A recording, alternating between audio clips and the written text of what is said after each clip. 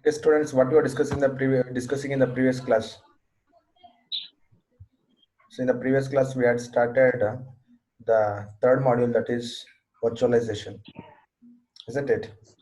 So we all know that the whole purpose of virtualization is to virtualize the resources available. So that can be the computing resources, storage resources, or even when you are scaling at network level, even you can virtualize network related resources. So whatever the resources available, so that you can virtualize. Okay, that's a virtualization concept. And okay, I think yesterday we stopped here. Why are we virtualized environment? So why are virtualized environments so popular? So therefore, virtualization environments are very popular because of their increasing performance and computing capacity. That is, so as the demand for cloud computing is increasing rapidly, the service providers, that is the cloud vendors, they have kept increasing their data center capacity, so which can need better performance and scalability and underutilized hardware and software resources. See, in case as an organization, any organization, if they want to maintain themselves, their resources, if they want to host their servers, so obviously the capacity of the software and hardware are underutilized because they'll be installing their own applications, not any other applications. So therefore, the resources are underutilized, and the lack of space.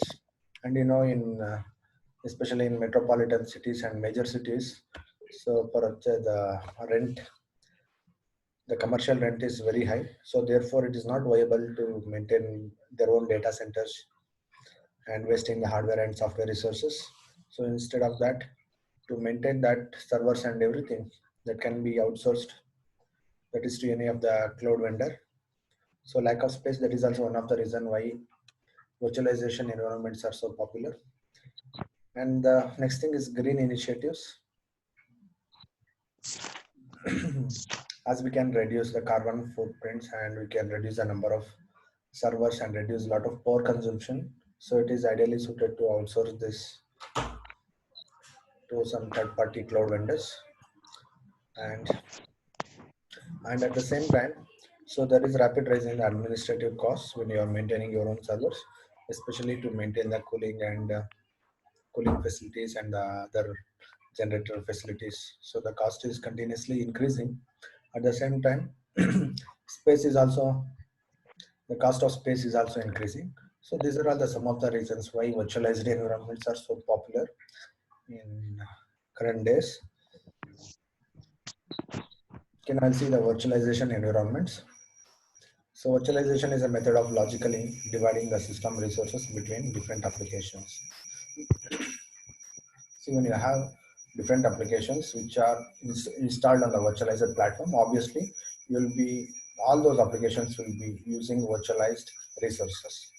Okay, that means they'll be assuming that so every application is running on a single host. So that is the assumption it will give to each of the application.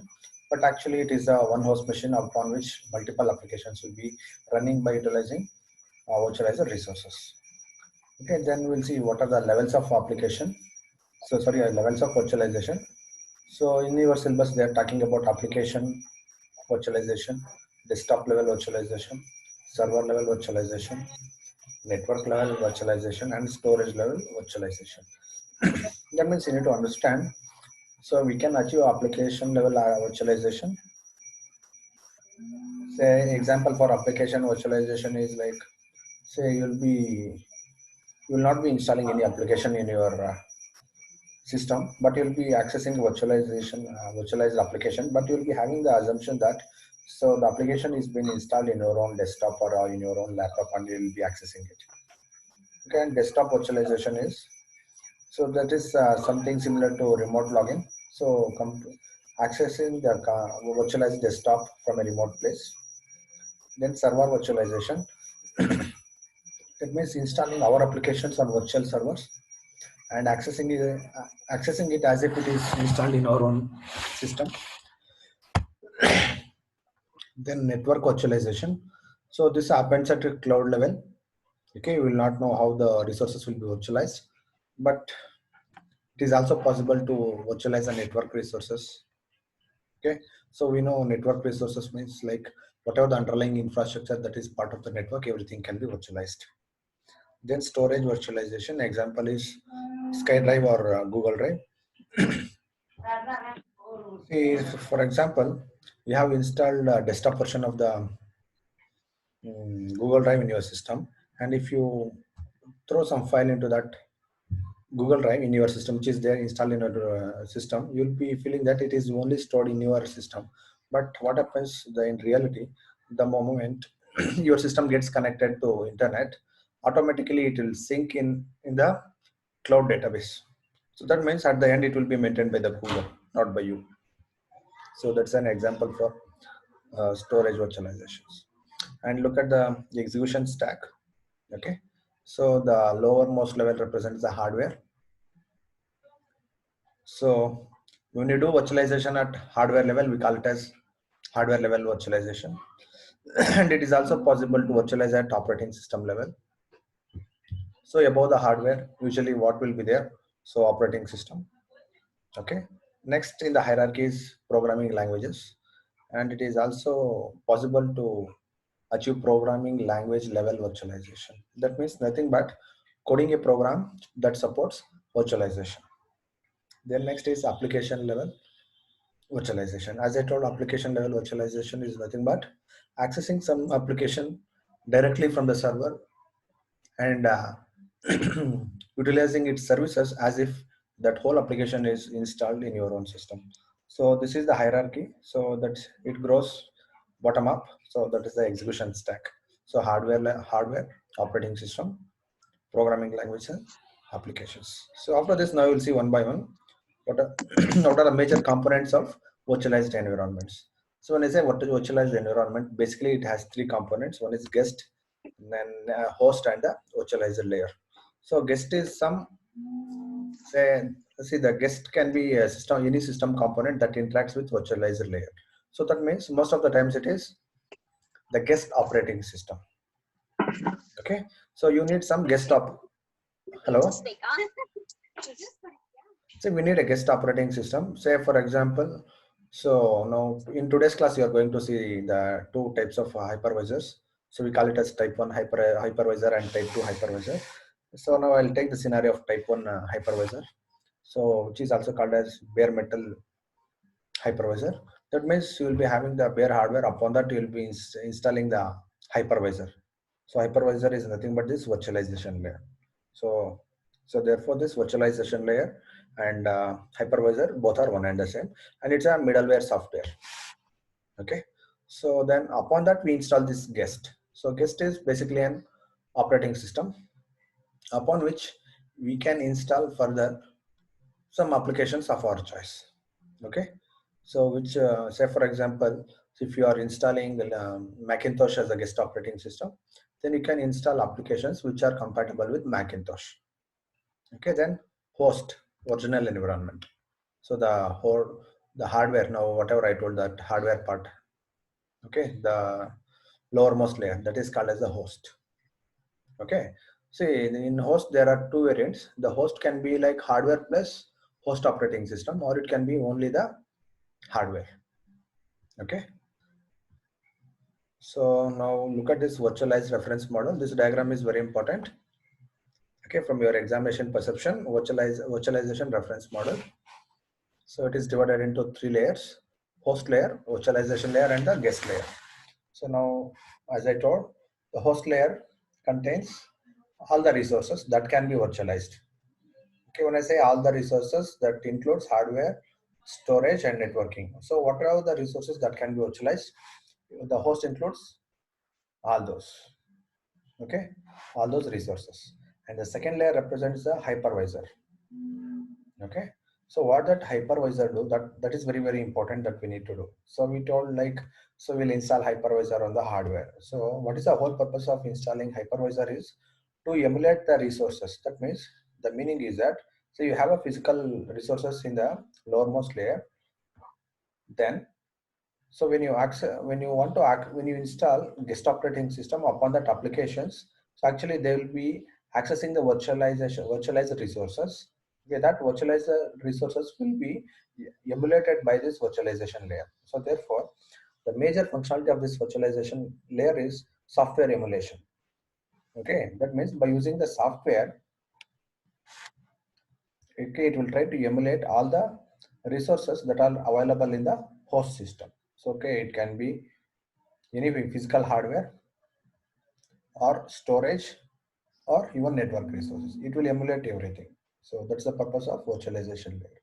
So using then another thing is that what we should do is, so once we are done with the installation of hypervisor, that is a virtual, it is also called as virtual machine monitor, VMM. And in your textbook, they are calling it as virtual machine manager. Okay, usually in the industry, they call it as hypervisor or virtual machine monitor. But in your textbook, they are calling it as virtual machine manager instead of monitor. Okay, so once we are done with the installation of hypervisor, then we need to create virtual machine. Okay, once we create virtual machine, upon virtual machine, we install guest operating system. Okay, and there is no limitation like, so when you for one hypervisor, we need to create only one virtual machine, not like that. Okay, based upon your system's capacity, you can decide how many virtual machines you want. You can create multiple virtual machines. At the same time, upon each virtual VM, you can install guest operating systems. Then once you are done with the installation of the guest operating system, then you can host applications on it. So, and one VM can host multiple applications. Okay, that you should know. Okay, that's about virtualization reference model. Any doubts in this? Hello guys. Virtualization reference model. It is divided into three layers: host, virtualization layer, and the guest layer. And I think you know the role of each layer. The role of host machine is to provide resources to the next layer, that is to the virtualization layer. Then virtualization layer that is installed upon the host, which will do software emulation so that resources can be virtualized to the guest. Okay, that means here, so this is a layered approach. Each lower layer provides service to its upper layer, and each upper layer depends for services on the lower layers. Okay, that's how you need to understand. Next thing is characteristics of virtualized environments. Okay, now let us see what are the characteristics of virtualized environments. So characteristics are nothing but the properties of virtualized environments. So the first one is increased security. Okay, say for example, so I have an virtual machine. Upon that, I have installed some 2-3 applications. So among that, the one is PHP application. Say for example, so if anyone trying to access that PHP application, so before that, so the say let us assume I have a setup like I have a hardware. Upon that, I have an host operating system. Upon that, I have installed virtual machine. So upon that, I have installed guest operating system. Upon that, I have installed the application. Now look at the how many levels of security is there. So first of all, so if they want to access my application, first of all they have to they have to start my system. The moment they start the system, it will ask for during boot time itself. I'll be setting the password. It will ask for the password. Once that is done, so at then it will start booting the host operating system. There also one more layer of security will be there. There also it will ask some password to enter into the host operating system. Okay, then then only you can start accessing the virtual machine. Okay, so therefore when you install virtual machine, so virtualize when you are working with virtualized environments, it will increase your security. Okay, it is just like having one more extra level of security for your application. Okay, then next is managed execution. So what are all the things that can be managed? Okay, we'll see in detail. So sharing, so for that there is a diagram. We'll see using the diagram. So we can manage so resource sharing. by using virtualized environments. So we can manage aggregation. So aggregation, we will see the aggregation is nothing but consolidating the resources. Then emulation. Okay, and emulation is nothing but virtualizing the physical resources. Then isolation. Isolation is very important concept, that is isolating an application. Okay, so for example, let us assume you have three applications. So if you want to isolate, what you can do, you can install three guest operating system and you can host one application per guest operating system, so that so you are completely isolating one application from another application, and even the operating systems are also guest operating systems are also isolated. So that is the very best thing you can do. Okay, that is application isolation. The next is portability. So see, when we studied what are the operations of virtual machine, as part of that we studied resume, storage, hmm, all those migration, VM migration, and all those things. So one of the, so through that we know that, so the application which is hosted in one VM can be ported to some other VM with greater ease. Okay, that is, you take one application which is already hosted, you just copy that particular application, just you copy paste in some other VM, it will work. Okay, that is portability. So that is application hosted in one virtual machine can be easily migrated to another VM.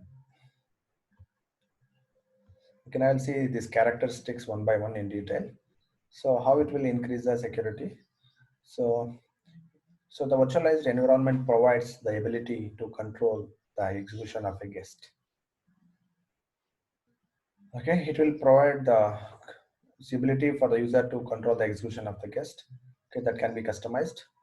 Then guest is executed in emulated environment. That means, as we told, the name itself is guest.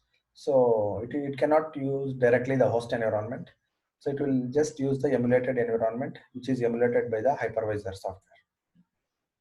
Then virtual machine monitor or virtual machine manager, which is nothing but the hypervisor or VMM. Okay. Once again, I repeat, this virtual machine manager or virtual machine monitor is also called as VMM or hypervisor, that controls and filter the activity of the guest. Okay, that will control and filter all the activities of the guest. Then hiding of resources. So the meaning of hiding of resources is, say for example, see the host operating system, say for example, so you have a multi-processor system. Okay, that means a single processor, let us assume a single processor with multiple cores, and you have one storage device, that is secondary storage, one RAM, okay, and multiple IO channels. Okay, so now those, so depending upon how many guest operating systems that you have installed, and upon each operating system, how many applications you have installed, this hypervisor will take a call, so how much resources I can provide to each of the guest OS. Okay, only that much it will provide, remaining it will hide from that guest operating system, because the remaining resources are meant for other guest operating systems. So that is called hiding of resources. Okay, so that means as you keep increasing, installing number of guest operating systems, okay, then the resources allocated for each guest OS will decrease. Okay.